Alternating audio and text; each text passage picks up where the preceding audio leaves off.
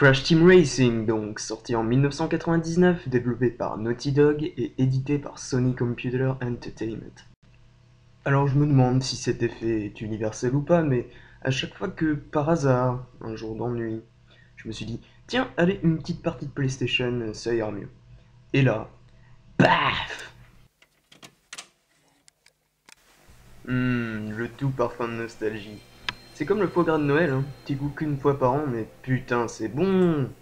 Je suis à peu près sûr que tous les vrais fans de CTR y ont tellement joué qu'ils connaissent les annonces des développeurs par cœur. Comme quoi ça marque un jeu. Start your engine for Sony Computer Entertainment Year of Production.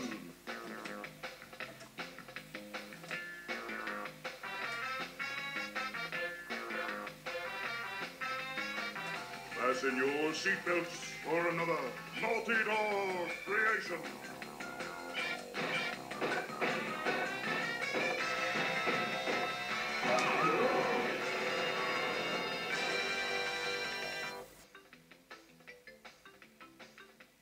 Nous y voilà. Crash Team Racing dans toute sa splendeur originelle. Ce jeu est une perle du multijoueur sur PlayStation. Et oui, ça y est, je vois déjà venir les petits malins qui vont dire « Oh mais t'as jamais joué à Mario Kart, mec ?»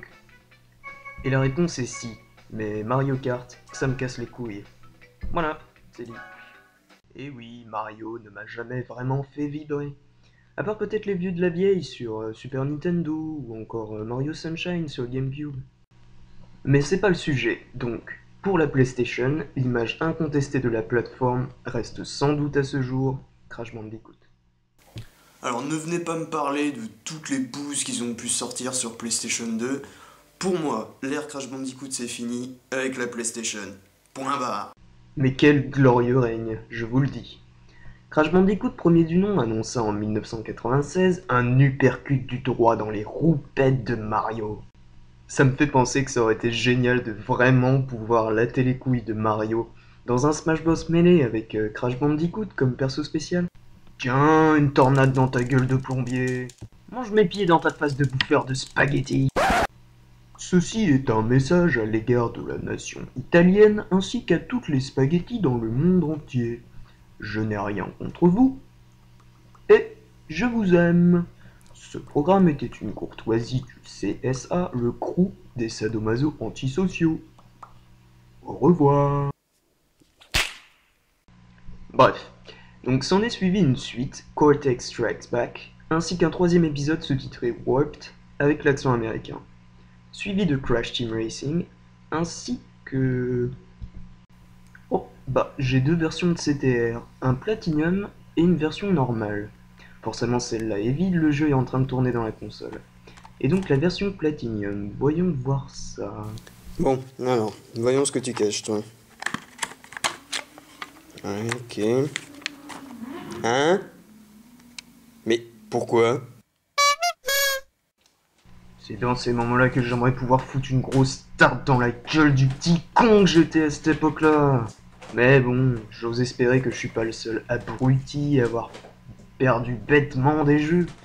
Soit en ne le remettant pas dans sa boîte après utilisation. Bah non, bien sûr, c'est trop compliqué.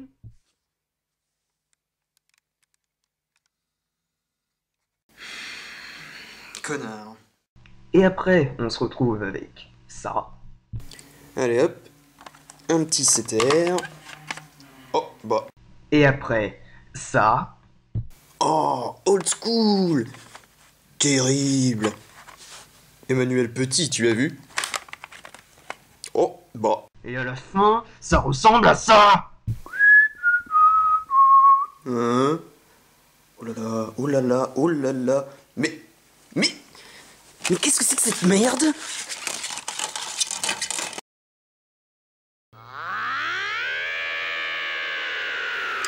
Ou aussi en commettant l'erreur de prêter un putain de bon jeu à un pote qui au final, bah, pas forcément un si bon pote que ça. Enfoiré! Au passage, pour les curieux, je testerai sûrement Crash Bash également, dès que j'en aurai le temps. L'écran titre donc, avec les différents modes. Aventure, contre la montre, arcade, versus, bataille, High score et langue. Bon, pour éviter les confusions, en fait, le mode arcade, c'est 1 ou 2 joueurs avec l'IA adverse, et le choix de faire une seule course ou une coupe composée de 4 circuits. Et le mode versus, ou joute en français. Ouais, au passage, on s'attend limite à voir débarquer les chevaliers et tout le bazar. La joute, donc, permet de jouer jusqu'à 4 joueurs grâce à cet authentique boomerang en plastique informatisé tout droit sorti de la fin des années 90. Tu veux du vintage? Ça, c'est du vintage qui ne déconne pas. Un petit détail nostalgique me revient. En voyant ces 4 ports de carte mémoire, je peux pas m'empêcher de repenser à ça et je suis sûr que je suis pas le seul à avoir vécu cette frustration universelle. À savoir, ne pas avoir reçu de carte mémoire avec la console et les jeux à Noël. Petit message adressé à l'encontre des parents des années 90, il faut savoir qu'avec la plupart des jeux PlayStation, si ce n'est la totalité, le manque de carte mémoire résulte rapidement en ceci. Bon, allez, je vais arrêter de jouer, j'ai bien avancé, c'est cool, je reprendrai demain. Quoi? Veuillez introduire une memory card afin de sauvegarder la partie. Qu'est-ce que c'est? C'est quoi une memory card? C'est quoi cette merde? Ah non mais quel abruti je fais, hein. On est dans les années 90. On kiffe tous les boys bands, les sitcoms pourris, Club Dorothée, Minicum, toute la semaine. Et si t'as une PlayStation, en général t'as au moins 2 cartes mémoire. Sinon t'as un grand monomaniaque sadomasochiste perché dans les larmes de l'enfer. Bref, ce qui nous amène au cœur du jeu, à savoir l'aventure. Ce qui va me permettre de vous parler du gameplay et des différents personnages. Et voilà l'écran de sélection des personnages.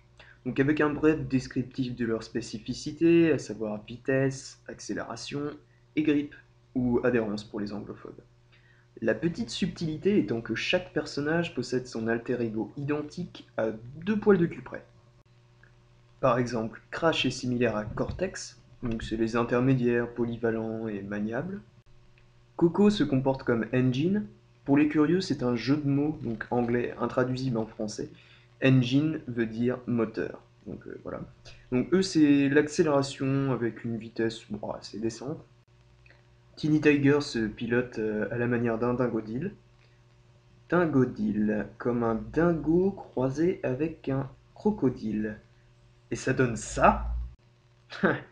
Et pourquoi pas une loutre avec un canard pendant qu'on y est? Ça donnerait probablement un truc bizarre comme... Ouais, bon, ok, mauvais exemple. Eux, au passage, c'est les gros bourrins. Adhérence complètement à la rue, mais vitesse de pointe appréciable. Et enfin, Polar se joue comme Pura. Les persos dits destinés aux débutants, avec une adhérence et une maniabilité sans faille, mais une relative lenteur. Je pense qu'au final, les développeurs auraient aimé incorporer le principe d'alter ego maléfique. Sauf que dans Crash Bandicoot, il y a beaucoup plus de méchants que de gentils, donc c'est un peu foireux, mais bon. Je veux dire, ça marche avec Crash et Cortex, ça marche avec Coco et Engine, mais alors, allez me dire qui est le gentil ou le méchant entre Teeny Tiger et Dingodile? Ouais. Et Polar et Pura? Je veux dire, Dingodile, c'est un grand pacifique avec son lance-flamme? Ouais, j'en doute. Et Pura, c'est un putain de tigre assoiffé de sang? Alors j'ai du mal à y croire, hein. Donc une fois le personnage sélectionné, vous voilà téléporté dans le premier monde. Chaque monde comportant 4 courses ou 4 coupes permettant de récupérer une clé détenue par un boss et qui vous permettra d'accéder à la suite de l'aventure. Le fait de devoir se balader dans les mondes pour accéder au circuit est selon moi une très bonne idée. La navigation est simplifiée par la minimap très lisible et permet de renforcer l'immersion. C'est pas juste une succession de courses, c'est une vraie aventure. Et pour ça, je tire mon chapeau aux petits gars de Naughty Dog qui ont su éviter la simplicité, et encore une fois, c'est un véritable plaisir de découvrir l'univers du Bandicoot sous un autre jour. Il y a également les stages bonus, qui sont en fait les maps du mode bataille, où l'on doit récupérer les différents cristaux disséminés à travers le niveau. Alors au début c'est plutôt simple, bien sûr. Par la suite les choses se corsent pour notre plus grand plaisir, mais franchement je vous le dis, un jeu sans challenge est un jeu de merde, point barre. Ou un jeu récent, selon mon point de vue. Pour ce qui est du gameplay, il sait rester simple, tout en étant subtil à la fois. Comme on s'y attend dans tout bon jeu de course, croix, c'est réaccéléré. On va quand même pas faire avancer les cartes avec Start. Faut pas être con. Carré sert donc à freiner, classique. Rond balance les items et triangle change l'affichage en bas à droite de l'écran. Vous pouvez switcher entre une minimap du circuit avec la position des adversaires ou un bon vieux compteur tour-minute pour les puristes de la course. Bon, je vais quand même pas vous expliquer à quoi sert la croix directionnelle, hein. J'ose espérer que vous possédez un QI supérieur à celui d'une moule. Vous pouvez toujours utiliser les joysticks, hein, mais franchement, à quoi bon dans un jeu de course? Vous voulez être précis ou vous voulez faire de la merde approximative? Et enfin le système de dérapage. Ah, et c'est là que ça devient subtil. Donc le principe étant de sauter à l'entrée d'un virage en appuyant sur L1 ou R1. En restant appuyé, vous allez commencer à déraper tout en jouant de la croix directionnelle afin d'ajuster ou corriger la trajectoire de votre dérapage. Ça ne s'arrête pas là, bien sûr. Si vous êtes observateur, en bas à droite de l'écran, à chaque fois que vous allez entamer un dérapage, une petite jauge allant du vert au rouge va se remplir. Le but étant d'appuyer sur L1 ou R1 en fonction de celui qui est déjà utilisé, au moment où la jauge est dans le rouge. Vous obtiendrez alors un boost, et vous avez 3 boosts possibles par dérapage, le troisième étant plus puissant que les autres. Simple, me direz-vous. Oui, mais terriblement efficace et jouissif. Et pour le peu que vous ayez des amis prêts à en découdre, attendez-vous à passer un bon petit moment d'hystérie et d'hilarité collective. C'est tout à fait le genre de jeu qui fait ressortir votre côté fourbe et malsain. Tiens, bouffe ça dans ta mouille. Alors, c'est qui le dieu de la mandale au cul, hein? Je vous poutre la patate, moi. Direct dans le nez. Et aussi, parfois, votre côté mauvais joueur, ou carrément goujat. Putain le missile. Oh putain le missile. Merde, mais c'est abusé. Allez, donnez-moi un truc bien là, donnez-moi un truc bien. Non mais, bordel de merde, mais qu'est-ce que j'en ai à foutre du turbo moi? Donnez-moi des armes qui poutrent, pas des items en mousse. En parlant d'items et de power-up, il faut aussi savoir que les pommes disséminées à travers les différents niveaux, que ce soit comme ça ou dans ces caisses-là, permettent d'améliorer vos items dès 10 pommes collectées. Bon, ça va sans dire, si vous prenez un truc dans la tronche, vous perdez les pommes. Logique. Autrement, ce serait un peu trop facile. À titre d'exemple, les missiles deviennent encore plus rapides, le rayon d'action des bombes est accru, les fioles vous pourrissent la vie avec ce foutu nuage qui s'éternise et vous ralentit, les boucliers passent du vert temporaire au bleu infini, la TNT se transforme en nitro, et quant au turbo, AQAQ ou KOK et autres chronoentropie ou encore bonus d'invisibilité, le fait d'avoir 10 pommes augmentera leur durée de vie respective. Pour les novices, AQAQ et KOK sont respectivement le bon et le maléfique bonus d'invincibilité temporaire, ce qui dépend donc de l'orientation manichéenne de votre personnage. Ça, c'est ce qu'on appelle l'art d'impressionner avec des grands mots. Ou foutage de gueule en langage commun. Bon, au final, je sais pas pour vous, mais moi, étant gosse, je l'appelais en fonction de ce que j'entendais, à savoir Ulbaga ou Bulgawa, au choix. Pour revenir à l'aventure, je voulais aussi mentionner les boss, qui ne manquent pas de charisme. Alors, on a droit à Reaper Roux, probablement l'un des personnages les plus barrés de l'univers Crash Bandicoot, si ce n'est du jeu vidéo tout court d'ailleurs. Et vous l'aurez compris, son seul moyen de communication se résume à ricaner comme un pervers psychopathe. Personnellement, j'adore. Dans le second monde, Aztèque ou Maya je suppose, c'est Papou Papou qui s'y colle, une sorte de Carlos sumo latino. Ouais, je sais c'est bizarre dit comme ça, mais enfin c'est ça quoi. Le troisième monde, de glace, est gardé par Komodo Joe. Et oui, je sais, je râle. Mais selon vous, c'est un serpent ou un dragon de Komodo? Parce que c'est quand même son nom, putain, j'aimerais savoir. Le quatrième, c'est Pinstripe. un espèce de marsupial mafioso armé d'un Tommy Gun, qu'il n'utilise d'ailleurs jamais. Quoi, il est en plastique ton bordel? Il m'y ressemble étrangement à Al Pacino dans Scarface, mais déguisé en loutre, ou en coyote. En toute honnêteté, j'en sais rien. Si quelqu'un est sûr de lui ou d'elle, faites-moi part de vos suggestions, hein, je serai tout oui. Peut-être bien que Dick Rivers a copulé avec une fouine, hein, on sait pas. Et enfin, le grand méchant, ou plus communément dans les jeux vidéo, le boss final, répondant au doux nom de Nitros Oxide, un espèce d'alien hystérique avec un sérieux complexe de folie des grandeurs. Monté sur son Overcraft, ou aéroglisseur pour se fâcher avec la langue de Shakespeare, il vous balancera pratiquement tous les items présents dans le jeu, à intervalles réguliers. Bon, c'est pas une promenade dans les bois, mais c'est aussi loin d'être insurmontable. A noter que ce circuit est un vrai régal. Des boosts à foison, un tracé tortueux mais sans être alambiqué, du bonheur en barre, sans céréales ni conservateurs. Passons. Le mode bataille est une arène avec des armes disséminées aléatoirement dans des caisses remplissant le niveau. Le but étant, bien évidemment, de balancer des missiles téléguidés dans la tronche de tes potes avant de te prendre une bombe dans le cul et glisser malencontreusement dans une fiole de liquide toxique. Ouais, ça reste un jeu vidéo. Mais c'est tout ce qu'on aime. Et puis merde quoi, le personnage principal s'appelle Crash, dans un jeu de course. Faut quand même s'attendre à ce que ça bastonne un minimum. Et en général, on n'est pas déçu. Les batailles peuvent s'avérer dantesques, surtout à 4 joueurs.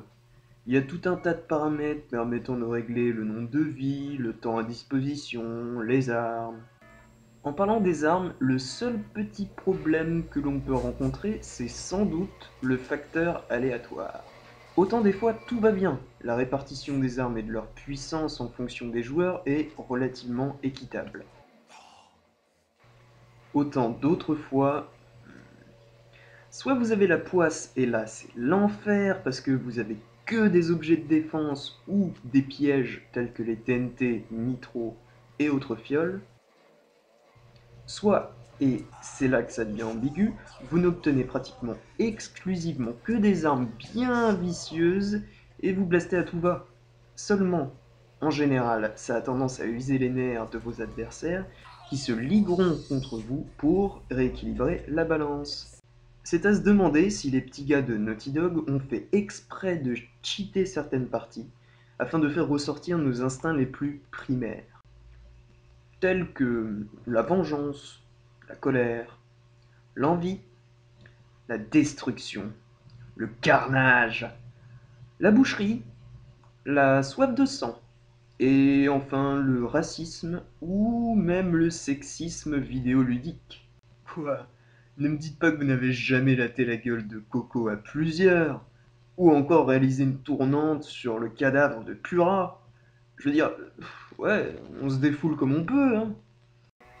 Dans la section des détails et des petits oublis, je précise que le mode contre-la-montre se joue contre les chronos de Entropy, l'un des persos bonus, une sorte de scientifique fou complètement obnubilé par le temps donc, et son contrôle.